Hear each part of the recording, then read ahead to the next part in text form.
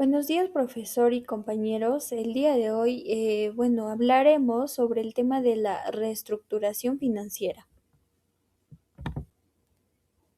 La estructuración financiera. Primero, debemos de entender qué es una reestructuración financiera patrimonial.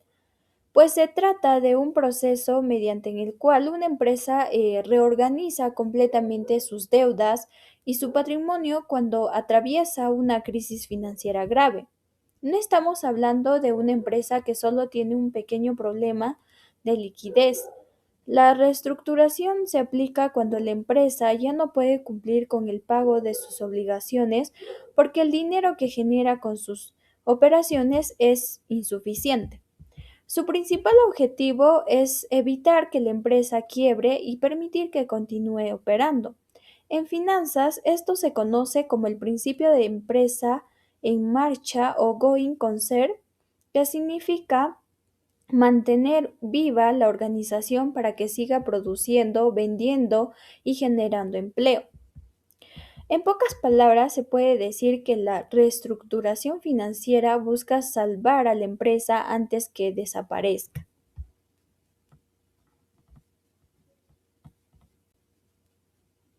Señales de alerta financiera.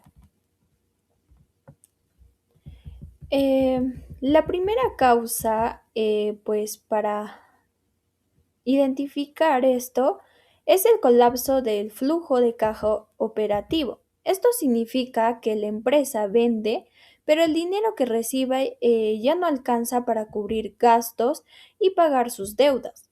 Por ejemplo, una empresa puede vender mucho, pero si sus clientes pagan dentro de 90 días y las deudas vencen en 30 días, tendrá problemas para cumplir con sus pagos. La segunda causa podría ser el descalce de plazos. Esta causa es el descalce de plazos. Esto se refiere, pues, cuando ocurre cuando la empresa financia inversiones de largo plazo con préstamos de corto plazo. Por ejemplo, pedir un préstamo que vence en un año para construir una fábrica que recién generará ganancias dentro de 5 años. Esto podría ser una de las causas. La tercera causa es el exceso de deuda. Aquí sucede que la empresa destina casi todo el dinero que gana a pagar intereses y préstamos, por lo que ya no le queda efectivo para seguir operando. Estas tres situaciones provocan que la empresa entre en una crisis financiera y necesite una reestructuración.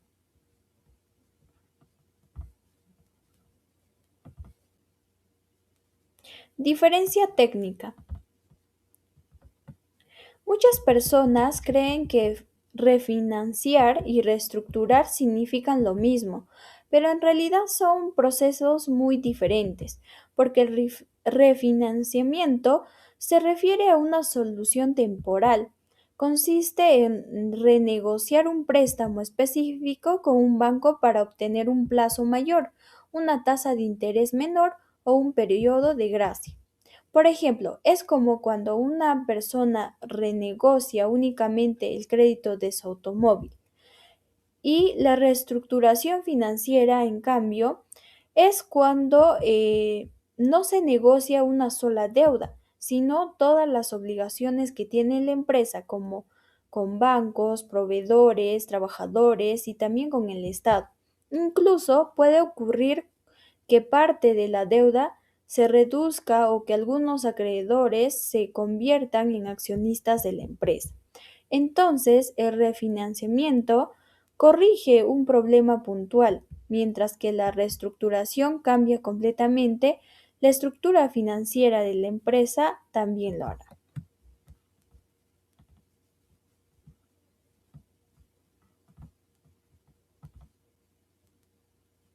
Análisis del mercado. La estructuración financiera puede realizarse de dos maneras principales. La primera es la opción es mediante acuerdos privados. Aquí la empresa negocia directamente con sus principales acreedores, sin acudir a un proceso judicial. ¿Qué ventajas tiene? Pues están la rapidez, menores costos, la confiabilidad, ya que la situación financiera no se hace pública. Pero también tiene desventajas, pues ya que existe un problema importante. Todos los acreedores deben de estar prácticamente de acuerdo. Si uno de ellos no acepta, el proceso puede fracasar. Proceso concursal. La segunda opción es el proceso concursal. En Perú, este procedimiento es administrativo por Indecopi. También tiene ventajas. Una de las principales ventajas es que la empresa obtiene protección legal. Durante el proceso se suspenden los cobros, embargos y ejecuciones, lo que le da tiempo para reorganizarse. Además, si la mayoría de los acreedores aprueba el plan, este será obligatorio incluso para quienes votaron en contra. Pero también tiene desventajas. El proceso es público, puede afectar la imagen de la empresa, implica también mayores costos legales y limita la autonomía de la administración. Por eso es importante entender que una reestructuración financiera implica un equilibrio entre beneficio y costos, lo que en finanzas se conoce como un trade-off. El principal beneficio es evitar la quiebra y permitir que la empresa continúe operando. Sin embargo, el costo es que la empresa pierde parte de su autonomía porque los acreedores imponen nuevas condiciones, los controles sobre el uso del dinero y restricciones para asumir nuevas deudas. Entonces, vale decir que aunque la reestructuración exige sacrificios, suele ser la mejor alternativa para preservar el valor de la empresa y garantizar su continuidad.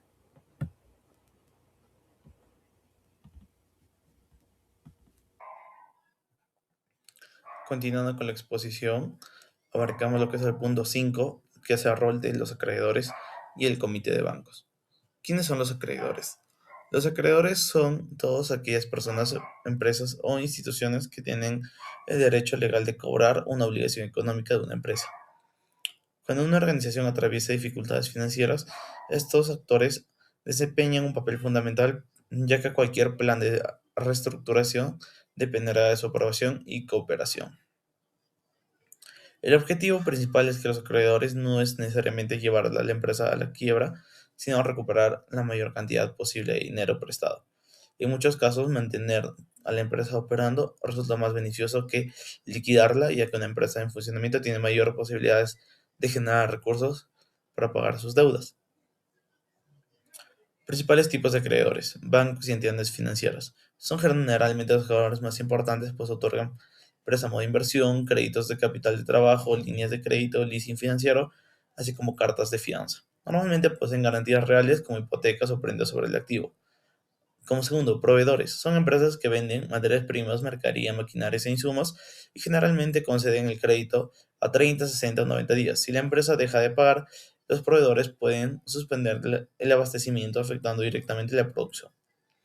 Tercero, los trabajadores. La empresa mantiene obligaciones laborales como remuneraciones, los beneficios sociales como gratificación, CTS, vacaciones y también indemnizaciones. Las deudas laborales suelen tener prioridad para el pago de muchos sistemas jurídicos debido a su carácter social. Como punto 4 es el Estado, que es representado por entidades como la Administración Tributaria. Las obligaciones incluyen impuestos, aportes provisionales, contribuciones y multas. En muchos países las deudas tributarias generan intereses y sanciones adicionales si no son canceladas oportunamente. Comité de acreedores. Cuando una empresa enfrenta una crisis financiera, es importante negociar individualmente con cada acreedor. Sería un proceso lento y poco eficiente, por ello suelen conformarse con un comité de acreedores integrado por los principales acreedores de la empresa. Este comité tiene funciones como analizar la situación financiera, evaluar viabilidad de negocios, aprobar o rechazar el plan de reestructuración, negociar nuevas condiciones de pago y supervisar el cumplimiento de los acuerdos. Esto tiene una importancia del comité, pues sus principales beneficios destacan lo que es agilizar los negocios, evita acuerdos de contradictorios entre acreedores, reduce conflictos legales, incrementa la posibilidad de recuperación de la empresa y maximiza la recuperación de las deudas. Como punto 7, que es, que es la herramienta 1, entre quitas y esperas, a través de condiciones y plazos. ¿Qué son las quitas? Una quita consiste en que el acreedor acepta reducir voluntariamente el monto total de la deuda, es decir, perdona una parte del capital adeudado con el objetivo de aumentar la probabilidad de recuperar al menos una parte de su dinero.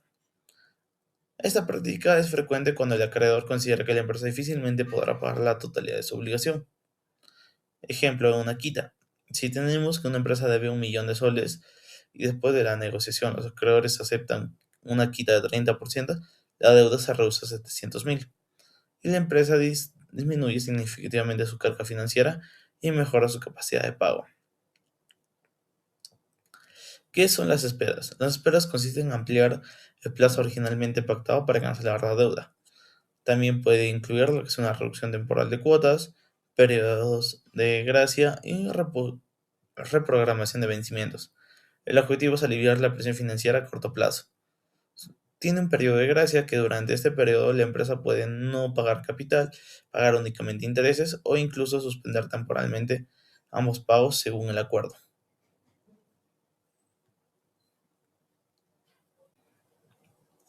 Ahora como punto 7, herramienta 2, la capitalización de acreencias.